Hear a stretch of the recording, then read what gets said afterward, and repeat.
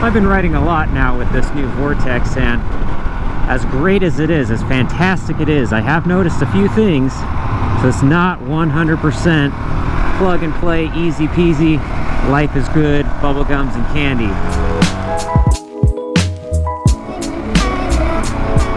Oh, there's some water there. So my Vortex experience is particularly for those that, like I think most people, don't modify everything right away. Of course, when you buy a bike like this, either new or used, it's kind of hard to chuck, you know, thousands of dollars at things. So naturally, like me, I'm sure there's quite a few out there that, you know, put this off for a while, put a few thousand miles on it, or maybe after 6 months, a year, something like that. So you're going from a stock to an aftermarket after you've done a few things. I say after a few things because, of course, the first thing that is immediately noticeable from stock to Vortex is lack of a 12 o'clock labs mini gauge. If you have an existing 12 o'clock labs mini gauge, then it will forever be checking the existence of your kickstand, rendering it useless. The first thought in solving this is to simply buy a new one that works for the ECU that you chose, but that really sucks because these things are not exactly the cheapest, and you have one already that's perfectly fine. It's just that it doesn't work for your bike anymore. Thankfully, they have a solution for that, and it comes in the form of this, a Diagnostic Adapter, which is a little bit less of a price to pay.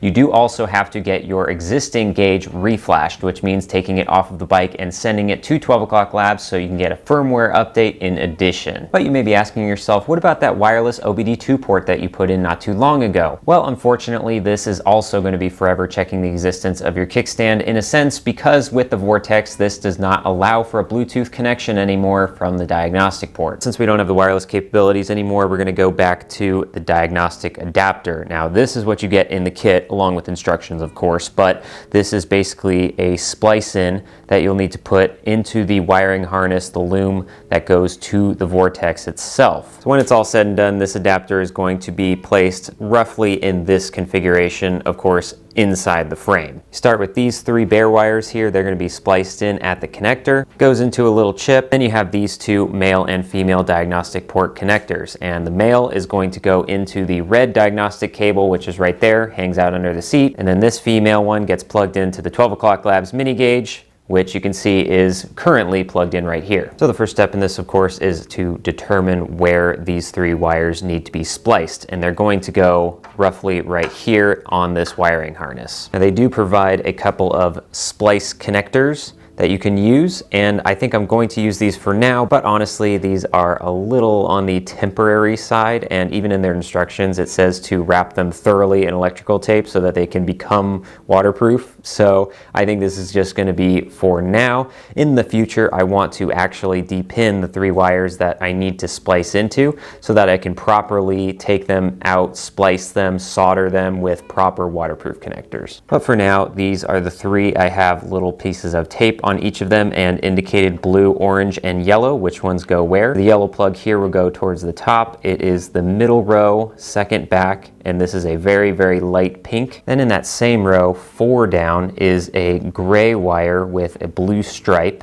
right here, and that is right in the middle there. That's where the orange one goes. And then finally, towards the very bottom, second one on the top right there, this one is a white with a yellow stripe, and that is where our blue wire is going to go. So that wasn't too terrible. There's a lot of tucking of wires, but we got everything connected. We got this connected to the diagnostic port, this connected to the gauge itself, these 3 wires spliced where they're supposed to, and now the battery is connected. So with all that going on, we can turn this on and see whether or not it actually works. And wouldn't you know it, it works. So I got to get everything cleaned up, of course, but that will be one annoyance that's out of my way, but there are still a couple other ones that I've noticed. So another thing with this being on a Vortex is starting. A lot of people complain about the cold starts, but being where I am, cold starts are non-existent. Anytime I'm turning on the bike, it's never less than 50 degrees maybe. But in my case, it's the hot starts. I found that after I've ridden this thing for a while, turn it off, and then come back after a couple of minutes, it just sounds kind of weird and sometimes will fail to start.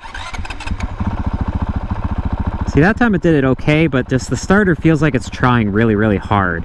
Just something that I've noticed. This is specific for me in my buying scenario, but I bought secondhand. And if you are buying secondhand, that does not necessarily guarantee that you're going to be getting a box full of parts and instructions. And in my case, I just bought the unit. No bracket, no rubber isolator. So I had to fudge the fitment and actually cut up the OEM bracketry. That worked for the most part, but on my first ride, I did find that I was getting a lot of rattles and vibrations underneath the seat. But I was able to solve that with good old-fashioned zip ties. It is not a true build unless something is held together with zip ties. Also, because I don't have the bracket from Vortex, I don't have the ability to simply pull off the shroud and then make adjustments in the bike. No, I have the annoyance of having to take the bracket off and pulling the rubber if I need to do that. And if you have ever messed with the ECU bracket on this bike before, then you know that's not exactly a walk in the park, because those bolts are annoying.